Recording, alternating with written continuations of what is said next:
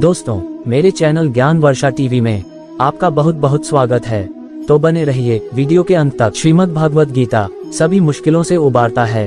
भगवान का ये चमत्कारी महामंत्र सनातन परंपरा में गौ, गीता और गायत्री का अत्यधिक महत्व है। गीता के महात्म्य में उपनिषदों को गौ और गीता को उसका दुग्ध कहा गया है।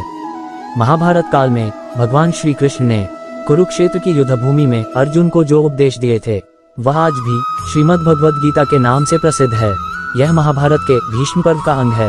महाभारत में ये ज्ञान 18 अध्यायों और 700 श्लोकों में वर्णित हैं। भीष्म पर्व के अध्याय 25 से 42 में वर्णित इस उपदेश को गीता, भगवद गीता या श्रीमद् भगवद गीता नामों से जाना जाता है। दोस्तों, वीडियो शुरू करने से पहले आपसे एक रिक्वेस्ट है कि वीडियो को लाइक, शेयर करें और चैनल को सब्सक्राइब करके घंटी को ऑल पर सेलेक्ट कर ले, ताकि हर रोज आपको ऐसी ही ज्ञानवर्धक वीडियो देखने को मिलती रहेगी। श्रीमद् भगवद गीता भगवान का गाया हुआ वह ज्ञान है जो आज भी लोगों को सही दिशा दिखाता है। जिस तरह आज हम कई बार तमाम कारणों के चलते अपने कर्तव्यों से विमुख हो जाते हैं और हारकर समस्याओं से पलायन करने लगते हैं, उसी प्रकार महाभारत के युद्ध के समय निराश, असमंजस की स्थिति में दिखाई देते हैं।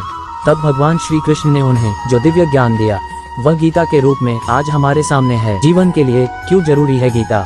कलयुग की आपाधापी भरी जिंदगी में आखिर क्यों जरूरी है गीता का पाठ?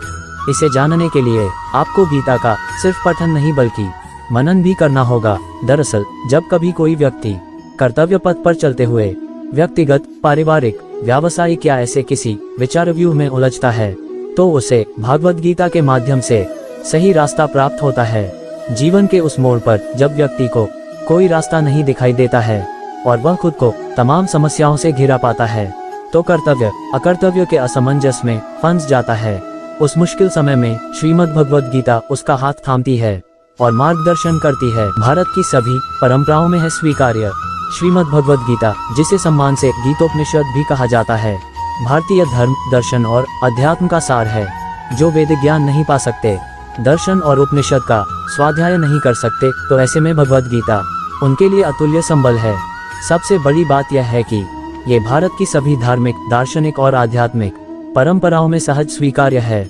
ऐसा इसलिए क्योंकि यह वेद से लेकर दर्शनों के सिद्धांतों और उपनिषद से पुराणों तक की कथावस्तु को अपने में समेटे हुए है।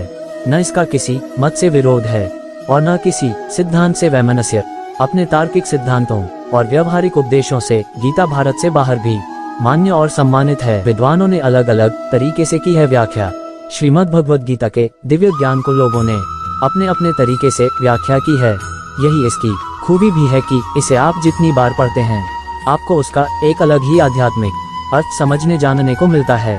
शायद यही कारण है कि गीता के अमृत वचन को आम लोगों के लिए सरल रूप में उपलब्ध कराने के लिए कभी आदिशंकराचार्य, रामानुजाचार्य, चैतन्य महाप्रभु, भास्कराचार्य, वल्लभाचार्य, मध्वाचार्य, बाल गंगाधर तिलक, महात्मा गांधी, विनोबा भावे जैसे मूर्धन्य विद्वानों ने एक अलग तरीके से व्याख्या की थी। तब से लेकर आज तक ये क्रम जारी है। विश्व में अपने प्रकार की अनोखी है ये भगवद गीता।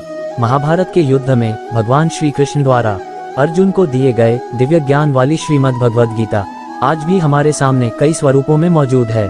मसलन कहीं किसी ने उसे काव्य रूप में प्रस्तुत किया है तो किसी ने दुनिया की सबसे बड़ी गीता बनाकर अपनी भक्ति को भगवान के समक्ष प्रस्तुत किया है। दुनिया की सबसे बड़ी और भारी श्रीमद् भगवद गीता की बात करें तो यह इटली के मिलान शहर में बनी है। इसका वजन 800 किलो है और संस्कृत भाषा में तैयार इस किताब में कुल 670 पेज हैं। इसे बनाने में करीब 2.5 साल का लंबा वक्त लगा है।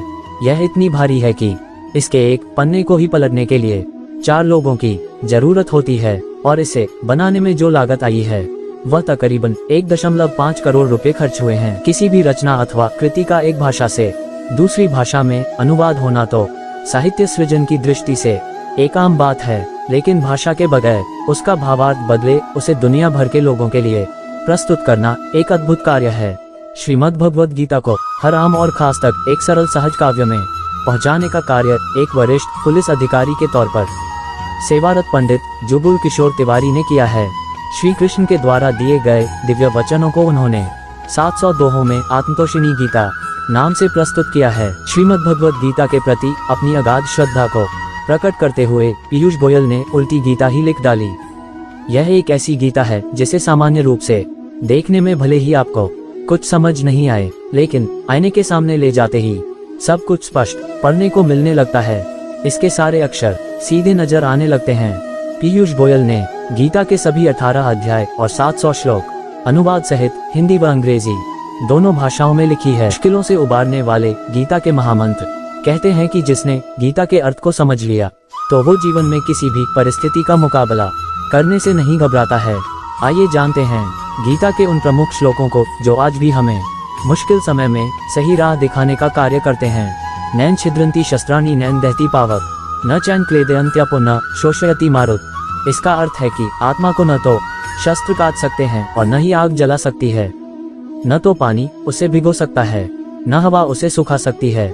यदा यदा हि धर्मस्य ग्लानिर्भवति भारत अभ्युत्थान धर्मस्य तदात्मान सृजाम्यहम् परित्राणाय साधुना विनाशाय च दुष्कृताम धर्म संस्थापनार्थाय संभवामि युगे युगे। इसका अर्थ है कि श्री कृष्ण अर्जुन से कहते हैं कि जब जब धर्म की हानि होती है या फिर कहें लोप होता है तो मैं प्रकट होता हूँ, और जब जब अधर्म बढ़ता है तब तब मैं सज्जन लोगों की रक्षा के लिए मैं आता हूँ, दुष्टों के विनाश करने के लिए मैं आता हूँ, धर्म की स्थापना के लिए मैं आता हूँ और प्रत्येक युग में जन्म लेता हूँ। कर्मण्येवाधिकारस्ते मा फलेषु कदाचन माँ कर्मफल हेतुर्भुर्मते संगोस्त्व कर्मणि।